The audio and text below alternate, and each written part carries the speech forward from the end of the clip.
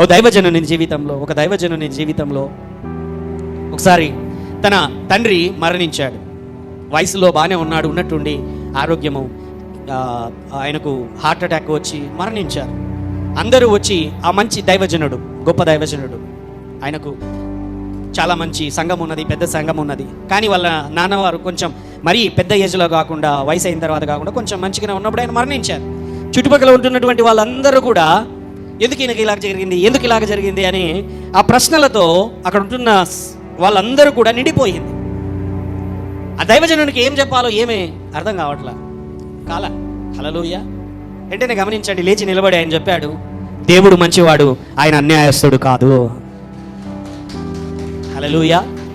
దేవుడు మంచివాడు, ఆయన అన్యాయస్తుడు కాదు. చాలాసార్లు సమస్యలు రాగానే, ఇరుకులు రాగానే, ఎందుకు దేవుడు నా జీవితంలో నాకు చేశాడు, ఎందుకు నాకు ఈ నష్టం కలుగజేశాడు, ఎందుకు నన్ను మోసం చేశాడు, ఎందుకు నన్ను అన్యాయం చేశాడు, ఎందుకు నన్ను చేయి విడిచిపెట్టేశాడు, ఎందుకు నాకే ఈ శ్రమలు, పక్కనోడు బాగుంటున్నాడు, అన్యుడు పోతాడు నరకానికి, నువ్వు పోతావా?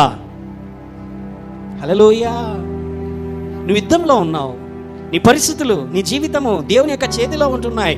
ఆయన చేతులు దాటి ఏది కూడా పోదు. ఆయన చేతులు దాటి ఏది కూడా దాటిపోదు. ఆయన చేతులలోనే అన్నీ ఉన్నాయి. భయపడవద్దు, దిగులు పడవద్దు. ప్రతి సమయమునందున కూడా దేవుని నామమును గణపరచు.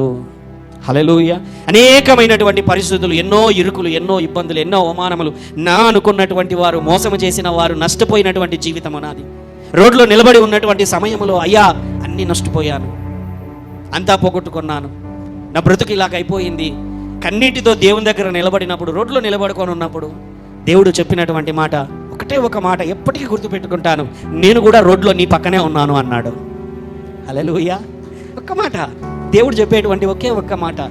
ఎందుకు నన్ను పిలుచుకున్నావు అని అడిగితే దేవుడు చెప్పినటువంటి మాట ఒకే ఒక మాట, నిన్ను నమ్మాను. హల్లెలూయా. నమ్మకం లేకుండా ఆయన ఎవరిని పిలవడండి పరిచర్యకి. హల్లెలూయా.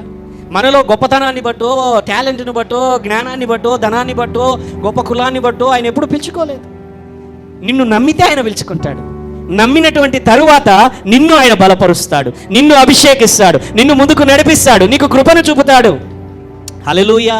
కొన్నిసార్లు మన దైనందిన జీవితంలో చాలా మంది మనల్ని పొడుస్తూ ఉంటారు, కంపేర్ చేస్తూ ఉంటారు. లేకపోతే అది ఎలాగ ఉంది, ఇలాగ ఉంది. నువ్వు కంపేర్ చేయడానికి నువ్వు పిలవబడలేదు. హల్లెలూయా. నీ పిలుపు నీదే, నీ ప్రయాణం నీదే, నీ పరుగు నీదే. ఆ పరుగులో దేవునికి నమ్మకమైనటువంటి జీవితం నువ్వు కలిగి ఉండు, శ్రేష్టమైనటువంటి జీవితం కలిగి ఉండు. దేవుడు నన్ను ఘనపరిచి హెచ్చించేటువంటి వాడు. హల్లెలూయా. హల్లెలూయా. Whatever the thing, we should know, we must praise the Lord. మనము ఏ పరిస్థితులు వచ్చినా, ఇరుకులు వచ్చినా, ఇబ్బందులు వచ్చినా దేవుని నామమును ఘనపరిచేటువంటి వారముగా మనము ఉండాలి. God may ask you to the ministry. నీకు కలిగి ఉన్నది, నీవు అనుకుంటున్నది దానికంటే కొన్ని సమయములలో ఎలా ఉంటుందంటే, నీ దగ్గర ఉన్నదంతా దేవుడికి ఇచ్చే అంటాడు దేవుడు. హల్లెలూయా. చాలాసార్లు జరిగింది, ఒకసారి 2 సార్లు కాదు. నా దగ్గర ఉండేదే కొంచెము, ఏమీ లేదు అటువంటి దినాలు. హల్లెలూయా. నెక్స్ట్ మంత్ ఎలాగ జరగాలో కూడా నాకు తెలియనటువంటి పరిస్థితి. అటువంటి సమయంలోనే దేవుని, ఆ సమయంలో, అయ్యా ప్రభువా, ఆలోచించు ప్రభువా, నువ్వేనా ప్రభువా చెప్పిండేది, నేను ఊరికేనే విన్నానా ప్రభువా. Hallelujah. Hallelujah. So God seeks the faithfulness. దేవుడు అటువంటి పరిస్థితులలో కూడా నీ నమ్మకత్వాన్ని నీవు ఆ సమయంలో, దేవా నువ్వు కనపరచు, నువ్వు చెప్పావు, నేను చేస్తాను. హల్లెలూయా.